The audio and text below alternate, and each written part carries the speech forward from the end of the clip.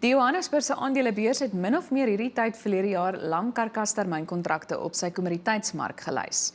Die doel hiervan was hoofsaaklik om produsente en abattoirs die geleentheid te gee om die risiko wat deur prysbewegings in die skaapvleismark plaasvind tot 'n mate te versag. Rafael Karuaye van die JSE vertel ons nou meer. Good morning and welcome. Thank you. Where did the idea come from to list a lamb carcass futures contract? Thanks for the opportunity. The ideas really came from the JSE. We normally constantly are looking for new innovations in the field of derivatives instruments. And most of the time we also then have to consult the market, the physical market, just to see if whatever we present to the market is viable. So in this case, it was really a collaboration between the JSE and the Red Meat Abattoirs Association. We also involved some, producers, lamb producers in the development of this product. And what is a lamb carcass derivatives contract exactly? It's really value-add instruments, if I may put it that way, that is really there to support the cash market.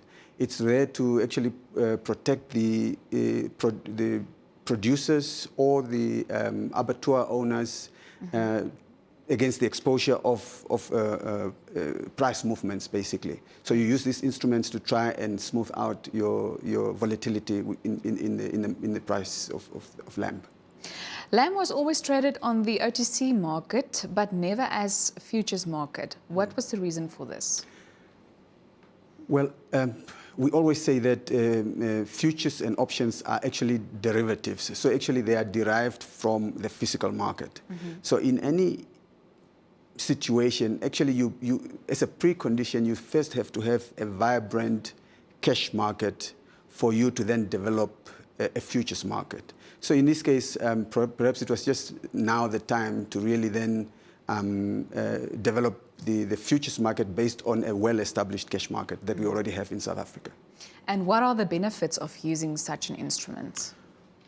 Well, quite a number of them, but of course, really, it's just to see, when you run, be it an abattoir or be it as a producer, you actually run an operation, you run a firm, and you don't want exposure to unnecessary fluctuations. At the time that you want to sell your produce, to bring it to the market, the price drops. So these instruments are really there to just really cover you against any unwanted price movement at the time that you really market your product. And how can you use lamb carcass derivatives to hedge yourself against risk? If I may just maybe by use of an example, you are an abattoir owner.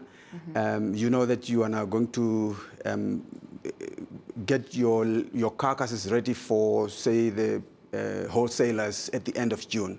What you really can do then is today you can lock in by selling a futures contract, and that will then cover your product for the duration until actually the expiration of that contract by the end of June. And then actually by the time you sell your contract, you actually locked in a price during that period. And that's really the way that you cover yourself. You don't want unwanted instances where you actually now, by the time you sell, the price has dropped as a seller. So in that case, you then take what we call a short cover, which is then a sell. And of course, it works the other way around for the buyer, who would then have to lock in what we call a long futures position to then cover himself against rising prices. We've got a couple of seconds left, but who qualifies to make use of a lamb carcass derivative? Anyone who has got exposure to the physical product. So in other words, if you are in this market and one way or another you make use, or you either deliver or receive delivery of the product, you would then be exposed to the price. That's the person who is having a vested interest in using these instruments. Thank you for joining us for this interesting discussion. Thank you. So gesels Rafael Karuaye van die JSE.